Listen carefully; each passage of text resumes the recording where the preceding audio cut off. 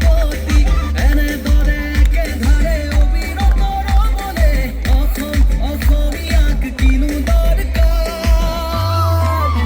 আমাৰ লাগে লাগে লাগে লাগে আকৌ এবাৰ বিজেপি চৰকাৰ বিজেপি চৰকাৰ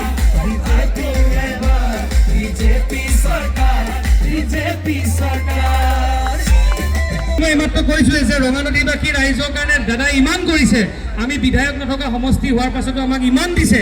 যে এইবাৰ আমাক একেবাৰে এইবাৰ ফুল চিনেমাখন দেখাব বুলি আমি আশা ৰাখিছোঁ সেইকাৰণে আমি অকল কৈছোঁ আমি এটাই বুজোঁ যে হিমন্ত বিশ্ব শৰ্মা ডাঙৰীয়া জিন্দাবাদ বিজেপি জিন্দাবাদ দিলীপ শইকীয়া জিন্দাবাদ আৰু সেইকাৰণে আমি একেলগে দাদাৰ লগে লগে আমি একেবাৰে খুব পৰিকল্পিতভাৱে খুব সুন্দৰকৈ যাতে আমি একেলগে তেওঁৰ লগত আমি আগবাঢ়িম আৰু একেবাৰে সম্বোধনটো দাদাই গৈ একেবাৰে আমাৰ লালুক মানে আমাৰ মূল চাৰিআলিত কৰিব তালৈকে আমি একেলগে গুচি যাম হ'ব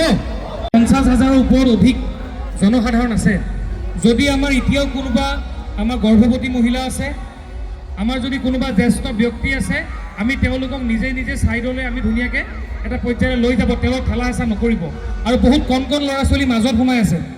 আপোনালোকে ধুনীয়াকৈ কণ ল'ৰা ছোৱালীসকলক ছাইডলৈ দি ল'ব যাতে মাজত আমাৰ ভিৰৰ মাজত যাতে কণ ল'ৰা ছোৱালী আৰু কোনোবা গৰ্ভৱতী মহিলা বা কেঁচুৱা লৈ থকা মহিলা যদি আছে তেওঁলোক ছাইডলৈ ধুনীয়াকৈ আমি নিজেই কৰি ল'ব লাগিব বুজি পাইছেনে সুন্দৰকৈ খুব সুন্দৰকৈ মানে আমি বিচাৰিছোঁ যে আজিৰ দিনটো আটাইতকৈ ধুনীয়া ৰেলীটো আমাৰ ৰঙানদীবাসী ৰাইজে দিব উপহাৰ হয়নে নহয় আমি এবাৰ 30,000 মান অৰুণোদয় পাইছোঁ আমি আজি দাদাক কৈ মেলি আৰু 20,000 মান বঢ়াই লওঁ নেকি আৰু 20,000 মান বঢ়াই লওঁ নেকি কিন্তু বঢ়ালে কি হ'ব আমি পুৰুষসকলতো নাপায়